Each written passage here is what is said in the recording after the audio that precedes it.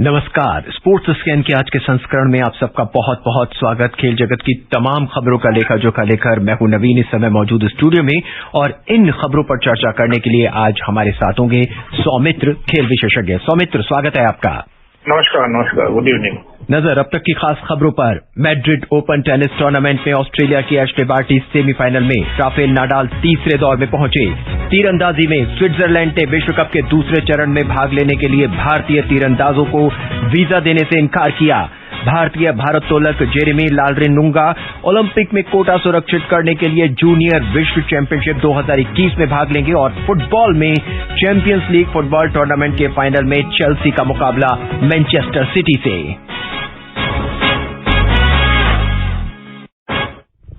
सबसे पहले बात टेनिस की। मैड्रिड ओपन टेनिस टूर्नामेंट में पुरुषों में विश्व में दूसरी वरीयता प्राप्त खिलाड़ी स्पेन के राफेल नाडाल कार्लोस अल्काराज को हराकर टूर्नामेंट के तीसरे दौर में पहुंच गए हैं। और वहीं महिलाओं में विश्व की नंबर 1 खिलाड़ी ऑस्ट्रेलिया की एशले बार्टी चेक गणराज्य की पेत्रा क्वितोवा को हराकर पहली बार मैड्रिड ओपन टेनिस टूर्नामेंट के सेमीफाइनल में पहुंची है।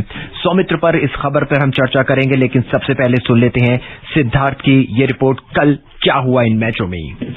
मैड्रिड ओपन टेनिस टूर्नामेंट में कल खेले गए मुकाबले में शीर्ष वरीयता प्राप्त नडाल ने अल्कारेज को 6-1, 6-2 से पराजित किया। तीसरे दौर में अब नडाल का सामना क्वालिफायर ऑस्ट्रेलिया के एलेक्सी पोपरिन और जेनिक सिनर के बीच आज होने वाले मुकाबले के विजेता से होगा। महिलाओं में एशले बार्टी ने टूर्नामेंट के सेमीफाइनल में प्रवेश कर लिया है। 2019 में फ्रेंच ओपन जीतने वाली बार्टी ने 1 घंटे और 48 मिनट तक चले मुकाबले में 9वीं वरीयता प्राप्त क्वितोवा को 6-1, 3-6, 6-3 से पराजित किया। बार्टी की क्वितोवा के खिलाफ पिछले 6 मुकाबलों में ये 5वीं जीत है। शीर्ष वरीयता प्राप्त बार्टी अब सेमीफाइनल में वाइल्ड कार्ड से प्रवेश करने वाली स्पेन की पाउला बदोसा से खेलेंगी। बदोसा ने एक अन्य क्वार्टर फाइनल में 8वीं सीड बेलिंडा बेनकिक को 6-4, 7-5 से हराकर सेमीफाइनल में जगह बनाई। सिद्धार्थ सिंह, स्पोर्ट्स कैन। सौमित्र, मैड्रिड के क्ले कोर्ट पे कल 2 जबरदस्त मुकाबले खेले गए और जैसा कि हमने रिपोर्ट में सुना, सबसे पहले बात अगर हम एशले बार्टी की करें तो क्वितोवा को हराने में उन्हें 1 घंटे 48 मिनट का समय लगा। स्कोर 6-1, 3-6, 6-3 रहा। मैच टक्कर का रहा। सौमित्र जी, ये क्ले कोर्ट का मैचेस ऐसा ही होता है। आपको पता है क्ले कोर्ट में is a matter of endurance और आप बेस लाइन से जितना, ये हमेशा क्ले कोर्ट का मैचेस ऐसा रहता है, ये matter of endurance and skill ji. जैसे आपको पता है कि court to court, surface to surface tournament की प्लेयर का जो स्किल सेट है जी, हर एक सरफेस में टेस्टेड होता रहता है, मगर क्ले में सबसे ज्यादा होता रहता है जी। इसलिए आपको पता है कि फ्रेंच ओपन जीतना सबसे अहम बात है, क्योंकि एंड्योरेंस की बात है। सौमित्र जी, हाँ बोलिए। सौमित्र, जिस तरह से इन्होंने क्वितोवा को हराया, मैच बहुत ही टक्कर का लग रहा था। हालांकि अब जो इनका मैच होने वाला है वो है पाउला बदोसा के साथ होगा, जो कि वाकई में अपने आप में एक बहुत बेहतरीन खिलाड़ी है। हाँ, देखिए, टॉप 10 में सब कोई बेहतरीन है। किसी भी स्पोर्ट में देखिए, टेनिस में देखिए, बैडमिंटन में देखिए, कहीं भी देखिए, क्योंकि नाओमी ओसाका हार गया। ये तो सबसे बड़ा अपसेट रिजल्ट है जी। अगर ये देखिए, अगर पहला 3 वर्ल्ड में प्लेयर्स देखिएगा तो सेकंड सीडेड नाओमी ओसाका वो सेकंड सीडेड और उसने हार गया। तो हमेशा ये मैचेस में ऑलवेज 50-50 चांस रहता है कि कोई भी जीत सकता है ऑन द गिवन डे जी। सबसे बड़ी बात है कि राफेल नाडाल अभी भी देखिए कितना तेजी से खेल रहे हैं। और जो इंडियंस जो है हमारे जैसे, आप जैसे जो टेनिस प्रेमी है, इसके लिए भी एक अच्छा खबर है कि हमारा रोहन बोपन्ना और डेनिश शापोवालोव क्वार्टर फाइनल में पहुंच गया है जी। ये सबसे बड़ी बात है कि चलिए ठीक है, ये तो देखिए वर्ल्ड क्लास प्लेयर्स जो है, क्योंकि हमारा इंडियन टेनिस में सक्सेस इज वेरी रेयर, और इतना पैंडेमिक के बाद भी ये आपका रोहन बोपन्ना का ये साल का पहला एटीपी जीत है जहाँ पे तो वो क्वार्टर फाइनल तक पहुंचा है। तो आप देखिए कि ये क्ले कोर्ट में ये को क्या सक्सेस मिलता है, तो क्वार्टर फाइनल तक पहुंचा, अच्छी बात है। अभी आगे भी बढ़ना है, सब प्लेयर्स को बढ़ना है। तो आप शायद कल जब स्पोर्ट्स कैन करिएगा ये सब सारा रिजल्ट बताइएगा जी। सौमित्र, अगला मुकाबला नडाल का जो होगा वो पोपरिन और जेनिक सिनर के बीच के मुकाबले के बीच में होगा, जो कि आज खेला जाएगा। और जैसा कि उम्मीद करी जा रही है और विशेषज्ञों की राय जाने या उनकी बात करें तो जेनिक सिनर का जो खेल है वो पोपरिन से बेहतर ही नजर आ रहा है। ये देखिए, ये नया ब्रीड प्लेयर्स जो है, आप थोड़ा 2-3 साल पीछे चले जाइए, ज़वेरेव ब्रदर्स जो हैं उसमें इतना हम उम्मीद काफी है, मगर ये जो नया ब्रीड प्लेयर्स है, ये लड़के में देखिए, मेंस में देखिए, वुमेन्स में देखिए, ये सारे नया क्रॉप ऑफ प्लेयर्स आ रहा है जो पावर प्लेयर्स है। और क्ले कोर्ट में पावर्स और स्किल का जिसका मतलब एक साथ जो कॉम्बिनेशन होगा वो बढ़िया रहेगा। और ये जो न्यू जनरेशन प्लेयर्स में सब में आपको स्किल और स्टैमिना और पावर नजर आएगा। तो देखिए, ये जो नया ओवर के खिलाड़ी आएगा, जितना भी नए प्लेयर्स आएंगे और ये राफेल नडाल, जोकोविच, फेडरर, इनके साथ टक्कर देंगे और जीतेंगे, this is good for tennis, क्योंकि टेनिस का आगे बढ़ना है। सौमित्र, मान लेते हैं कि अगर कल जेनिक सिनर ये मुकाबला, आज जेनिक सिनर ये मुकाबला जीत जाते हैं और कल जब नडाल्स के साथ इनका मुकाबला होगा, तो आप क्या देखते हैं कि किसका पलड़ा ज्यादा भारी रहेगा? नडाल विल ऑलवेज स्पेन में खेल रहा है, मैड्रिड में खेल रहा है, तो वो इमोशनल फेवरेट तो नडाल रहेंगे। हम जैसे हमने कहा है कि while we always want to see a new player, new champion, Nadal will always remain, but you know he's a big match player. वो कहाँ से क्या स्ट्रोक्स निकालेगा, कहाँ से ग्राउंड स्ट्रोक्स निकालेगा, क्या सर्विस करेगा, क्या निकालेगा, you never know with Nadal, you never know with Djokovic, you never know with the Federer. So ठीक है, वो जब whatever the result is, if the new player wins good, if Nadal wins, that is even better.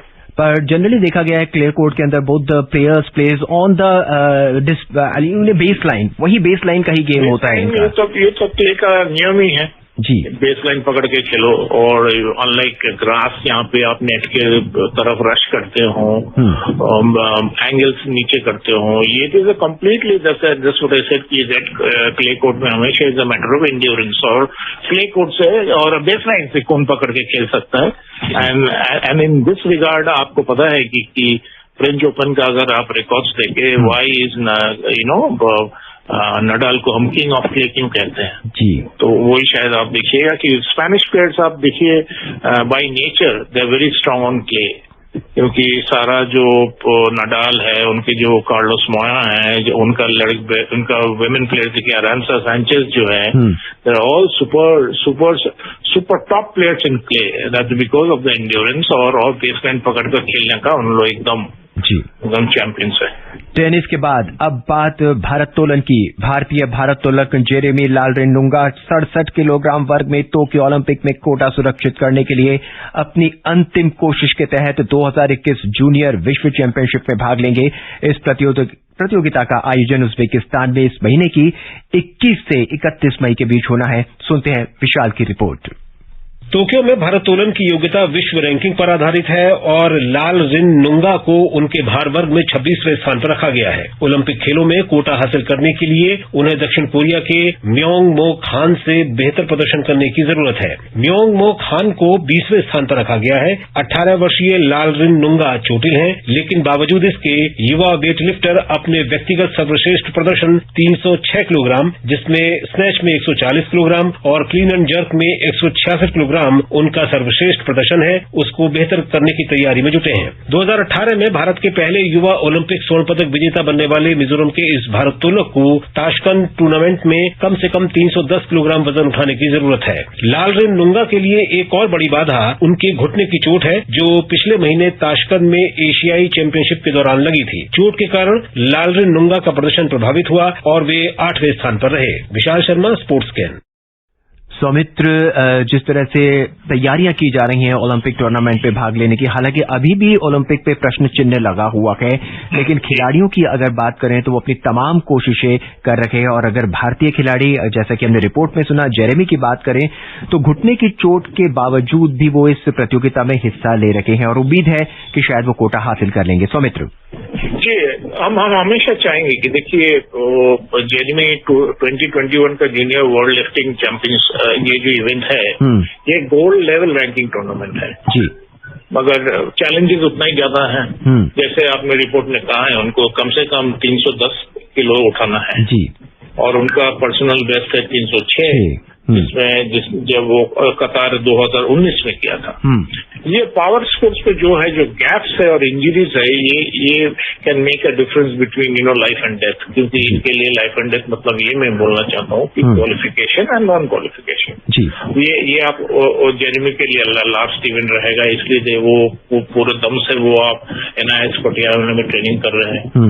तो और उनको जो qualification का जो स्केल है, उनका करंट पोजीशन है 26 जी 26 और 26 और उसको अगर अंदर आना है तो ही has to be in the best 20 जी, बेस्ट 20 तक आएंगे तभी वो क्वालिफाई कर पाएंगे। जैसे आपने रिपोर्ट में कहा है, साउथ कोरिया का हैन जो है, हैन ही इज नाउ 20th, वो 20 रैंकिंग में है और मियोंग तो उसको लिफ्ट ऑफ करने के लिए दैट 300 उसको 310 उठाना है ये है। In fact with an injured knee, और अगर वो कर पाएगा दिस विल बी मिरेकुलस, क्योंकि but what we also has to be careful is, देखिए उनके ऊपर कड़ी नजर आएगा क्योंकि दिस काइंड ऑफ इवेंट्स जहाँ पे पावर स्पोर्ट्स कहा जाता है कि जैसे वेट लिफ्टिंग, तो he will be heavily tested during this events. You know why? Because क्योंकि ये वेट लिफ्टिंग जैसा इवेंट्स में हमेशा डोपिंग का एक फियर है। सौमित्र, यहाँ हम जानना चाहेंगे कि इस तरह की इवेंट्स के अंदर कोचेस का क्या रोल रहता है? अब जब इन्हें मालूम है कि 306 इनका सर्वश्रेष्ठ है, इनको 310 उठाना है, स्नैच और क्लीन एंड जर्क इनके पास 2 ऑप्शन होते हैं कि अब इनको कोई एक ऐसा प्रतियोगिता इनकी ऐसी रहेगी जिसमें ये क्लीन में शायद ज्यादा उठा सकें या स्नैच में ज्यादा उठा सकें, तो किस तरह से कैलकुलेशन करनी होती है? देखिए यहाँ पे देखिए कोच को आज we are 6th of May, right, और टूर्नामेंट है 21 तारीख से जी।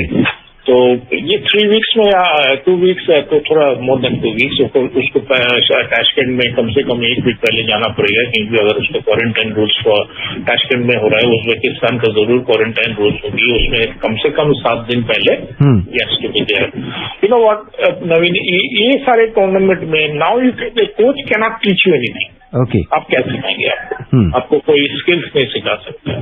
It is a completely mental game.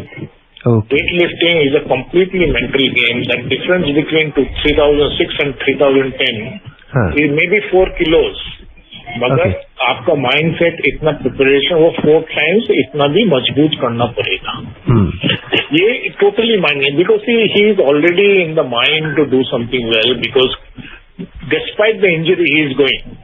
उसको पता है कि अगर 2021 जूनियर वर्ल्ड चैंपियन ताशकंद में हम पार्टिसिपेट नहीं किया तो हमारा नेक्स्ट ओलंपिक्स के लिए 4 साल और भी वेट करना पड़ेगा। But Saumitra, how they decide कि कौन सा वेट जो है वो एक उठा सकेंगे? हालांकि एक मेंटल ब्लॉक होता है कि मेरे में अब तक मेरा यही सर्वश्रेष्ठ है, 4 किलो या 10 किलो मुझे ज्यादा उठाना है, तो what is the procedure for the selection of a weight in both the snatch and clean? ये देखिए, ही नोज हिज स्ट्रेंथ, उसका स्ट्रेंथ जरूर होगा, क्योंकि स्नैच का भी ही नोज स्ट्रेंथ, तो he will back himself in any one of them. ये नहीं कि हम दोनों में कोशिश करेंगे कि स्नैच में भी कोशिश करेंगे, एंड जर्क में भी कोशिश करेंगे, नहीं, that he will not do. He will definitely back himself to one thing, क्योंकि कोई भी खिलाड़ी ये 2 चीज में अटेम्प्ट नहीं करेगा, क्योंकि अगर 4 किलो वो जो आयरन का जो चीज लगाते हैं, वो बारबेल्स लगाते हैं, तो स्नैच में लगाएंगे या, and you see the difference is not much. Difference is 4 kilos. And you see, ये नहीं कि एक में आप 4 kilo, it is a sum total of 2 events. Snatch में और jerk में. So even a 2 kilo difference in either will give him that kind of numbers. But again, don't forget that he is competing. He is competing, और ये जो आपको मैंने बोला है, this is a gold level ranking tournament and final one. तो शायद उनका भी जो प्रोसीजर है, क्वालिफिकेशन प्रोसीजर है, उनके पास बाकी जो भी आपका जो कॉम्पिटिटर उसको भी तो उठाना है। तो you have to see the competition, they are equally under pressure to qualify. But yes, आपका जेरेमी का the odds are more for Jeremy, because एक तो है वो उसका रैंकिंग 26 है, उसको 4 किलो डिफरेंस करना है, और 20 का अंदर रैंकिंग में क्वालिफिकेशन करना है। और अब बात तीरंदाजी की। स्विट्जरलैंड के लुसाने में इस महीने की 17 से 23 तारीख तक होने वाले तीरंदाजी विश्व कप के दूसरे चरण में भाग लेने के लिए भारतीय तीरंदाजों को स्विट्जरलैंड ने वीजा देने से इनकार कर दिया है। भारत में बढ़ते कोरोना यात्रा संबंधी प्रतिबंधों के कारण यह निर्णय लिया गया है। सुनते हैं सिद्धार्थ की रिपोर्ट। स्विट्जरलैंड के लुसाने में आयोजित इस तीरंदाजी विश्व कप प्रतियोगिता को 21 से 27 जून तक पेरिस में होने वाले ओलंपिक क्वालिफाइंग विश्व कप से पहले विश्व कप महिला तीरंदाजों के लिए बेहद महत्वपूर्ण माना जा रहा है। इसी टूर्नामेंट में भारतीय महिला टीम के पास ओलंपिक कोटा हासिल करने का मौका है। व्यक्तिगत स्पर्धा में अब तक 2 बार की ओलंपियन दीपिका कुमारी ने ही टोक्यो ओलंपिक के लिए कोटा हासिल किया है, जबकि भारतीय महिला रिकर्व ने अब तक टोक्यो ओलंपिक का कोटा हासिल नहीं किया है। पुरुषों की रिकर्व टीम में प्रवीण जाधव, तरुणदीप राय और अनुज दास ने पहले ही ओलंपिक खेलों के लिए टीम स्पर्धा और व्यक्तिगत वर्ग के लिए क्वालिफाई कर लिया है। उन्होंने 2019 में नीदरलैंड्स में तीरंदाजी विश्व चैंपियनशिप में रजत पदक जीतकर टोक्यो ओलंपिक का टिकट कटाया था। दीपिका कुमारी और तानु दास ने ग्वाटेमाला में हुए विश्व कप में व्यक्तिगत स्पर्धा का स्वर्ण पदक जीता था और उसके बाद रिकर्व तीरंदाजी टीम को दूसरे विश्व कप में भी भेजा जा रहा था। सिद्धार्थ सिंह, स्पोर्ट्स कैन। सौमित्र, एक निराशा भरी खबर है खासकर तीरंदाजों के लिए, और अगर टीम की बात करें तो विशेषकर टीम की, इंडिविजुअल की हम बात नहीं करते, टीम के लिए बहुत निराशाजनक खबर है हमेशा। अब आप देखिए ये अगर आप शायद आपने स्पोर्ट्स कैन में डिस्कस किया होगा, ये टीम इवेंट्स जो हैं और इसमें जो ये ट्रैवल रेस्ट्रिक्शन की वजह से हमारे कैचर्स या हॉकी प्लेयर्स या एथलीट्स ये जो बाहर नहीं, यूरोप नहीं जा पा रहे, ये very very disappointing for them. मैं आपसे एक छोटा सा चीज शेयर करना चाहता हूँ कि मैं ज्योति चाँद के साथ बात कर रहा था कुछ पहले, और हम एक स्टोरी लिख रहा था हमारा आउटलुक मैगजीन के लिए, और हम ये लिख रहे थे कि उसको हम पूछे कि आपका माइंडसेट अभी कैसा है। कि देखिए, आपको शायद पता है कि जो 4x100 मीटर्स रिले टीम, जो वर्ल्ड रिले का चैंपियनशिप था फर्स्ट वीक ऑफ मई में, जो हो चुका है पोलैंड में, हमारा रिले टीम नहीं जा पाया जी।